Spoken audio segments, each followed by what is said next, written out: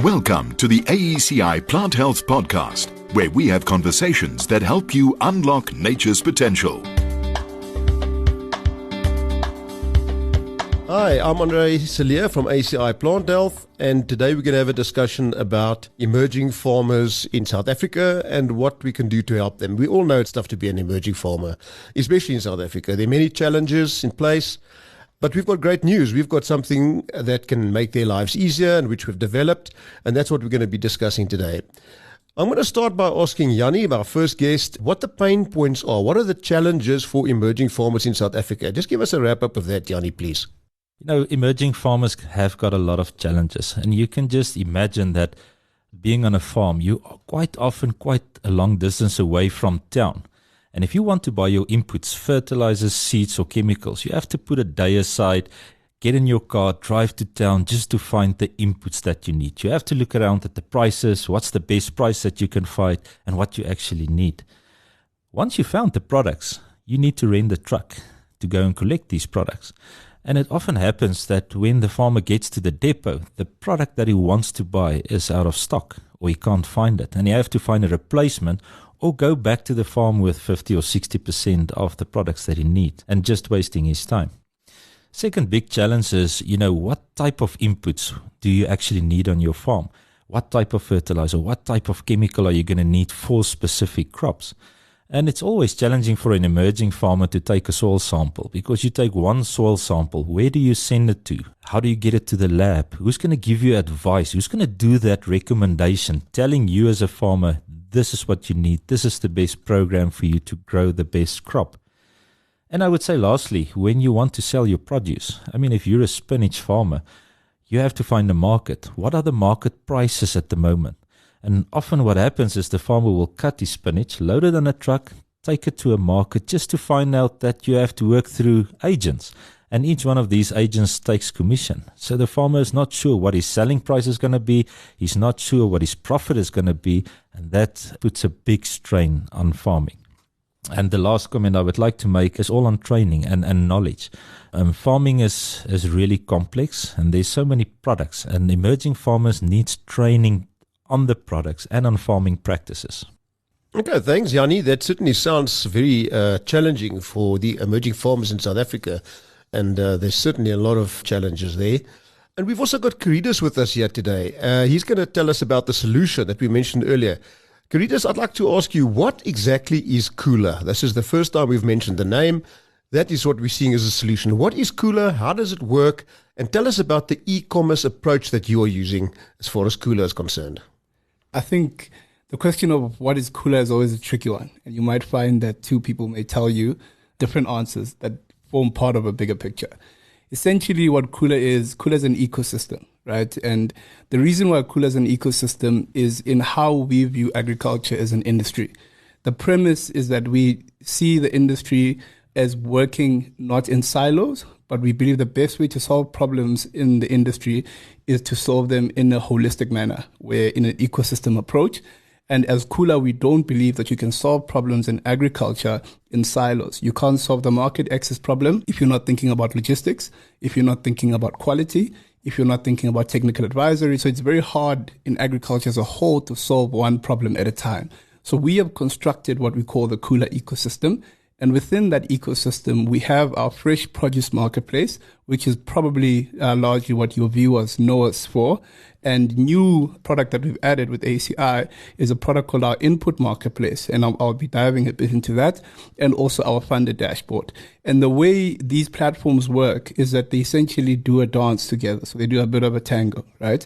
And the first dancer in this ecosystem is our fresh produce marketplace. Our fresh produce marketplace was built to help farmers gain access to market. But as we were rolling out the fresh produce marketplace, and this was our primary initial idea, we quickly realized that because of food safety regulations and industry requirements, not every farmer can trade with our buyers, right?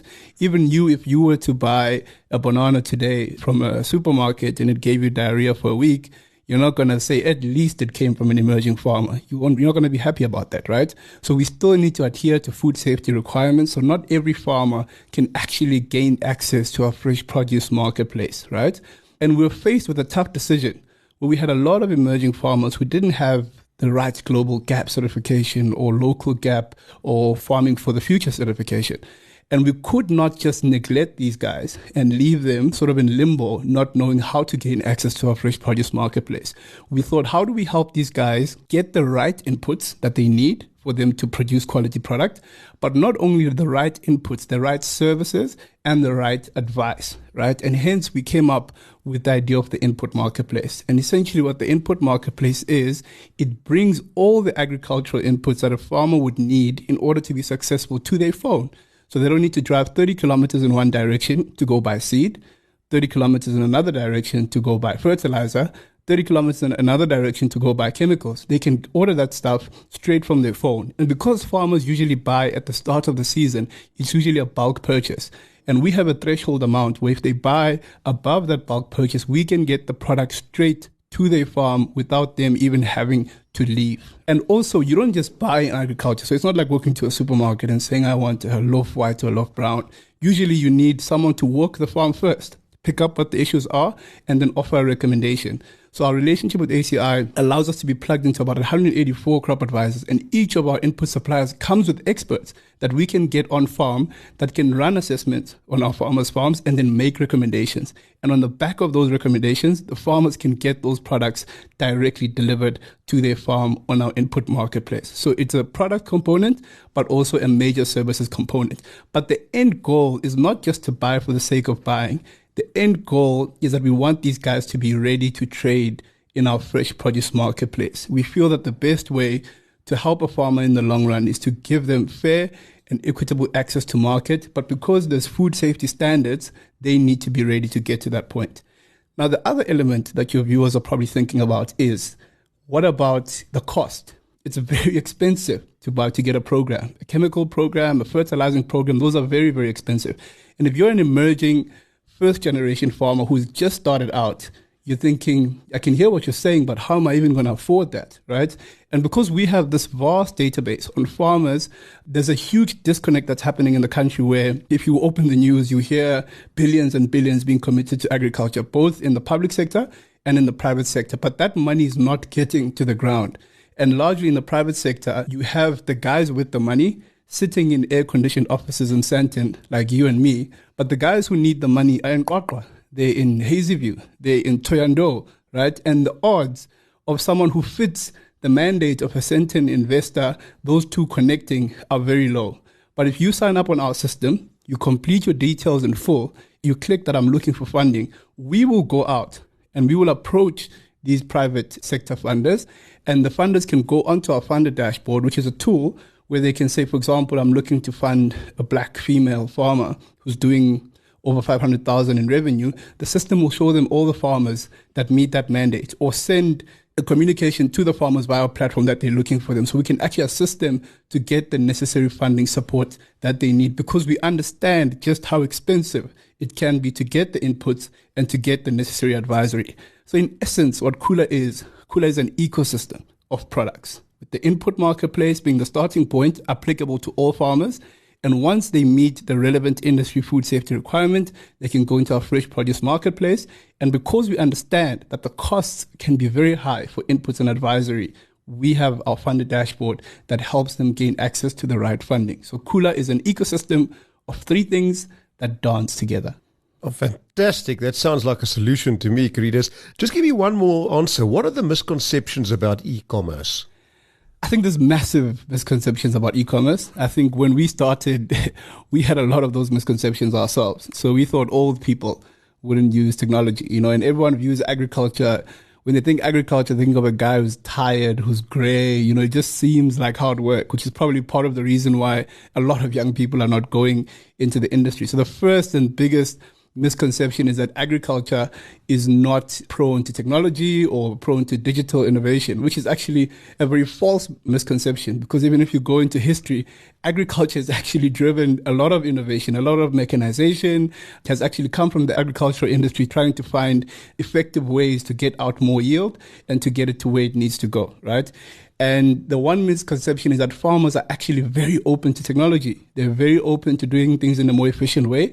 And I must give credit to WhatsApp. I think WhatsApp has done a lot of the hard work for us in convincing the late adopters, because now everyone's grand and everyone's grandpa and everyone's uncle's on WhatsApp, and they're sending you inspirational messages every morning that you don't necessarily want to hear. So I think that's the biggest misconception. And the second, I think the biggest one is that, that agriculture or farmers are not prone to technology. We found that they actually are.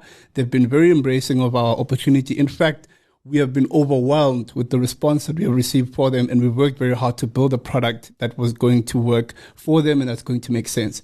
The other misconception is that people view agriculture as almost a very tough and very difficult industry. And I think that's one way to look at it. But the other way is that there's massive opportunities for innovation within agriculture, and if you consider the fact that everyone has to eat, it's not fashion. It's not something that you opt in or opt out of. It's something that you have to do. So there's massive room for innovation within the food supply chain, and that's the space that we've opted to play in. And we believe that farmers are very forward-thinking. We believe that they're very embracing to technology, and we're seeing a huge wave of even younger people taking over from their parents, or even first-generation farmers just going into agriculture as an industry. And not just from a farming perspective, there's lots of room for innovation, because at the end of the day, we have to eat whether we like it or not. It's not a choice. Yanni, you've got a comment? Yeah, no, and I totally agree with Karidas. The e-commerce market is there to make farming easier for the farmer. Not just makes the farming more sexier, but it allows the farmer to focus on what he's good at. He's good at farming, growing crops, making sure you've got produce and selling it. Most farmers do not have the time to look around for prices and to compare products and to learn about products. And that's where the e-commerce market comes in. I think one thing we've learned from the COVID is that if you're not allowed to drive around, what else do you do? And that's where the e-commerce market comes in. A farmer can sit 8 o'clock at night, open his cell phone and buy what he needs and compare prices and learn from that. And, it just makes life so much easier.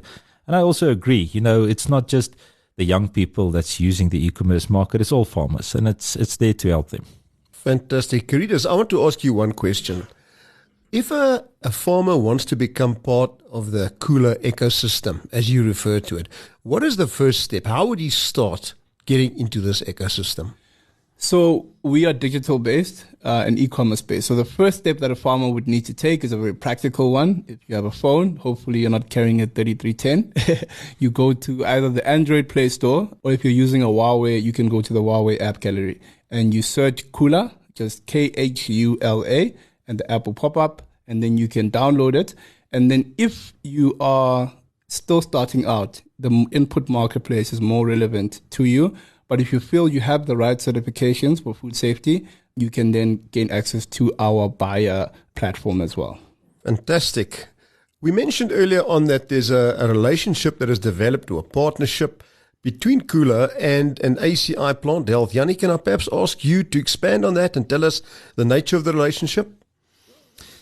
Andre, AECI Plant Health has been very involved with emerging farmers over the years. It is really a challenging market because the farmers are so widely spread throughout South Africa. It's difficult to get to the farm sometimes. It's difficult to get appointments. And we just found that it's a difficult market to serve it. We really looked at some innovations and trying to find the best way on how can we really help the farmer to make a better success. And when we met up with Khula, the penny just dropped. We just saw this as a unique opportunity to reach out to the emerging farmers and to really, really make a difference. AECI, we're blessed. We've got 190 depots and crop advisors right through South Africa. So there will be an AECI crop advisor close to an emerging farmer at some point. All the crop advisors got knowledge on farming. They can assist the farmer with training, to assist him with his planning, and then just be there for him. And with AECI, we supply our own products as well. But to really service the emerging farmer, we realized that, we have to have all the other input suppliers on the Khula app as well. And we work with them. So we pull in all the other companies that we know can supply products at the best prices, and to really assist the farmer with a one-stop shop where you can literally go on the app and order everything, fertilizers, seed, agrochemicals, whatever he needs for his farm. He can get it from the app. Fantastic. Thanks, Yanni. And as we know, AECI Plant Health is part of the greater AECI, and with the agricultural arm, producing our own products, and worldwide and certainly countrywide distributor of agricultural chemicals, fertilizers, and other agricultural solutions. Karidas, any last closing comments regarding the Khula app and where you'd like to go with it? I think we've got very high ambitions in terms of where we want to take Khula. We think the problem goes beyond South Africa. It's quite major on the African continent, but it goes even beyond the African continent. I think our interest is in food, and people eat food. And I think that's our primary interest. And I think we want to start with South Africa, get it right, but get it to far-reaching parts of the world. We genuinely believe that the solution is going to change the landscape of agriculture. If you look at how farmers buy their product, there's 5 middlemen in exports between them and the end buyer. We want to cut that down. If you look at locally, the end price that a product gets sold at and what it's bought at from the farmer, you may find that it's 4 times that price. And those are the number of things that we want to change. And we want to make agriculture a financially viable alternative to a traditional job, so that if a young person is finishing at university, wherever they are, they can view farming as a genuine business opportunity that they can pursue.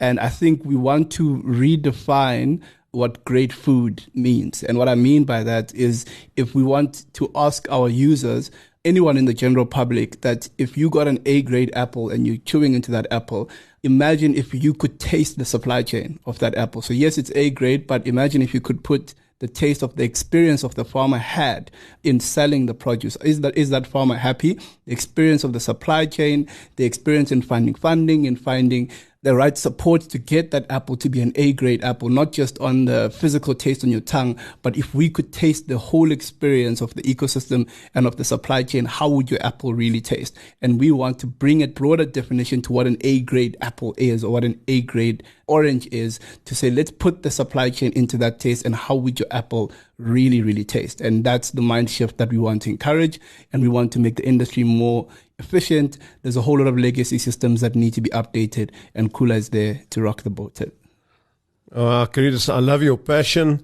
I love your product, and it's great to hear the passion you have for Khula and for agriculture, not just in South Africa, but worldwide as well. Yanni, any closing comments, perhaps pertaining to the relationship between AECI Plant Health and Khula? Andre, yeah, the relationship is good. From AECI and Khula, we're really working hard to make a success out of Khula. We're very proud of what we've designed, and we know that this will really help a farmer in today's life.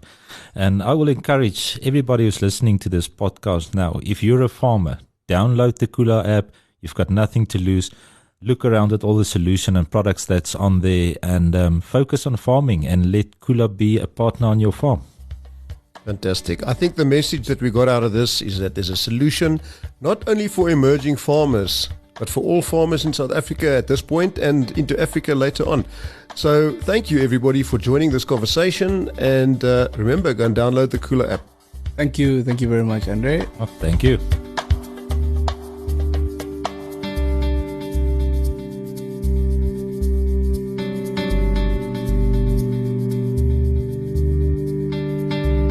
Another production from Solid Gold Podcasts.